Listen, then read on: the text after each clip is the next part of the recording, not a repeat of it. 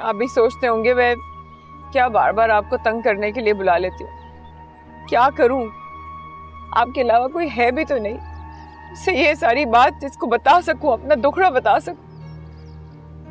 मैं सिर्फ ये सोच रहा हूँ कि आपकी इस तकलीफ को मैं किस तरह कम करूँ। आपका इस तरह दुखी होना जो है ना, मुझसे देखा नहीं जा रहा। आप प्लीज रोए मत। रोना तो मेरी जिंदगी का हिस्सा बन चुका है, थम जाएंगे वक्त के साथ, लेकिन उन जख्मों का क्या जो मेरी रूह पर लगे हुए हैं। मैं रियाज के साथ नहीं जाऊंगी वापस। मेरा दम घुट जाएगा या तो वो मेरे साथ कुछ कर देगा, उससे बेहतर है कि मैं अपनी जान खुद ले लूं। प्लीज जरका जी, मायूसी की बातें मत करें। आपको माजी की हर तल्ख याद को मिटाकर आगे के बारे में सोचना है। आप ये प्लीज ये आंसू साफ कीजिए।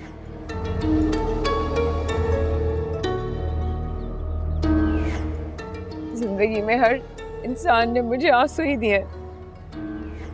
आंसू साफ करने वाला पहली बार जिंदगी में कोई मिला। मैं कितनी खुशनसीब हूँ कि आप मेरी जिंदगी में, आपके साथ खुली फजा में आकर ना सांस वापस आई है। ऐसा लग रहा है इससे कि मैं जिंदा हूँ। खुली फिजा में सांस लेने से डिप्रेशन कम होता। चल, थैंक गॉड आप अच्छा फील कर रही हैं, अच्छी बात है।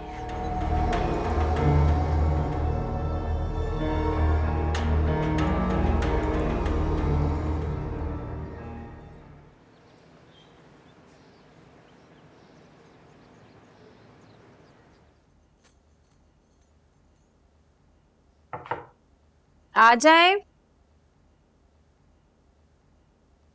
मैडम किरण साहिबा आई हैं। तो आपने उनसे कहा नहीं कि जावियर साहब घर पर नहीं है? मैडम मैंने उन्हें कहा था, लेकिन वो आपसे मिलना चाहती हैं।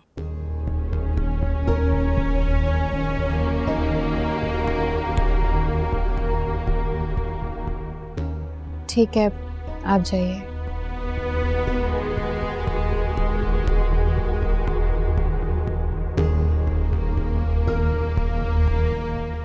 ये तो मुझे उसी दिन ही पता चल गया था कि तुम्हें मेरा यहाँ आना पसंद है। किरण, मुझे तुम्हारे इस घर में आने और जाने से कोई प्रॉब्लम नहीं है। अच्छा, और अगर मैं तुम्हारा शौहर तुमसे छीन लूं, तब भी तुम्हें कोई मसला नहीं होगा? तुम्हारे इरादों से मैं पहले दिन से वाकिफ हूं, इसलिए अब तुम्हारी बातों पर हैरत नहीं होती। मतलब जावियर की तुम्हारी नजरों में कोई कीमत ही नहीं है ना?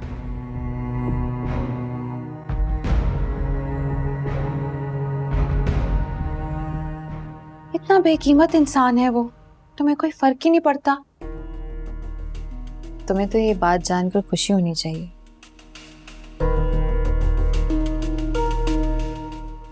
तुम परेशान हो गई। जावियर तुम्हें आसानी से मिल गया है ना, इसलिए तुम्हें कोई कदर नहीं है उसकी।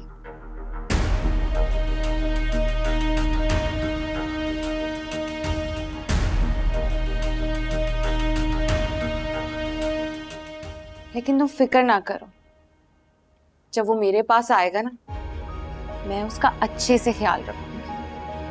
और वैसे भी आजकल तो उसने चोट खाई हुई है तुमसे।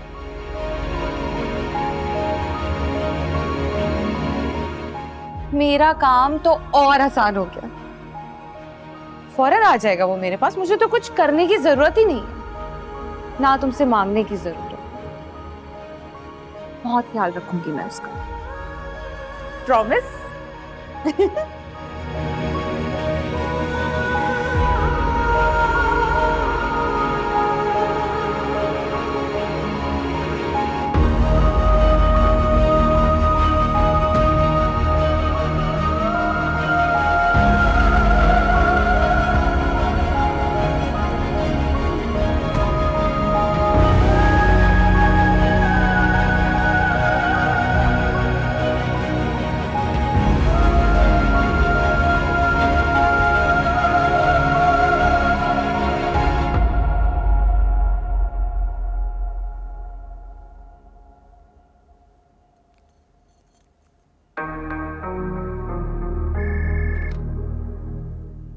हेलो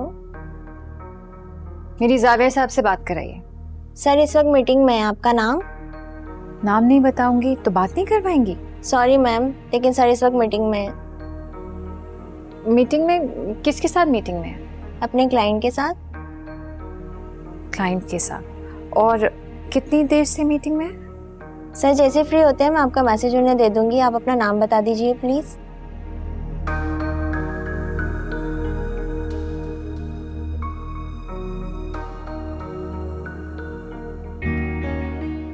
उसके बाद चॉकलेट,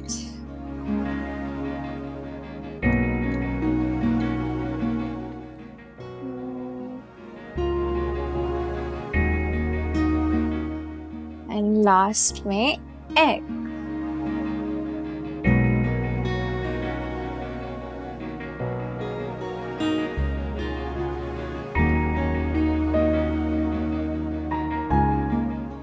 अरे क्या हो रहा है भाई? मम्मा, अगर मैं फाहद से ये कह सकती हूँ कि बाबा का बिजनेस में हाथ बटाकर जिम्मेदार बेटा होने का सबूत दे, तो मैं भी आपके कामों में हेल्प कर सकती हूँ ना। अरे वाह, मेरी बहू तो बहुत समझदार हो गई है। यकीन जाने मैं बिल्कुल भी समझदार नहीं हूँ, लेकिन हाँ मैंने सोहा से बहुत कुछ सीखा है कि कैसे जिंदगी पुरसुकून तरीके से गुजारता है। तो फिर सोहा को समझाओ ना, अपनी जिंदगी बेसकून क्यों की हुई है, खुश रहे ना जावियार के साथ। लेकिन उसकी नाराजगी भाई से नहीं बल्कि किस्मत से। अगर खुदा ने उन दोनों को मिला ही दिया है तो आई एम श्योर उन दोनों के करीब आने का जरिया भी बना देगा। अच्छा, मैंने ना फर्स्ट टाइम बेकिंग की है और मैं चाहती हूँ कि आप और पापा ट्राई करें, लेकिन इसको ओवन में डाल के मैं जो है ना चेंज करके आऊंगी, क्योंकि अगर मैं ऐसे ही आगे तो फहद को लगेगा कि घर में नई मुलाजमा आ गई है। चलो ठीक है, शाम की चाय में हम लोग यही केक खाएंगे। सही है? डन। ओके।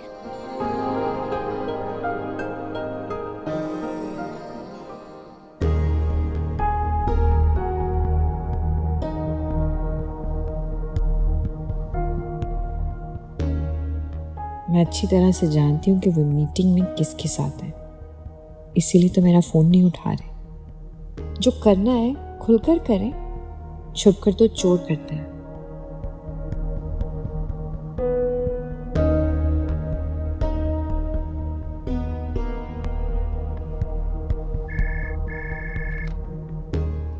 हेलो आपके बॉस अभी भी मीटिंग में या फ्री हो गए हैं? सर, इस वक्त मीटिंग में है।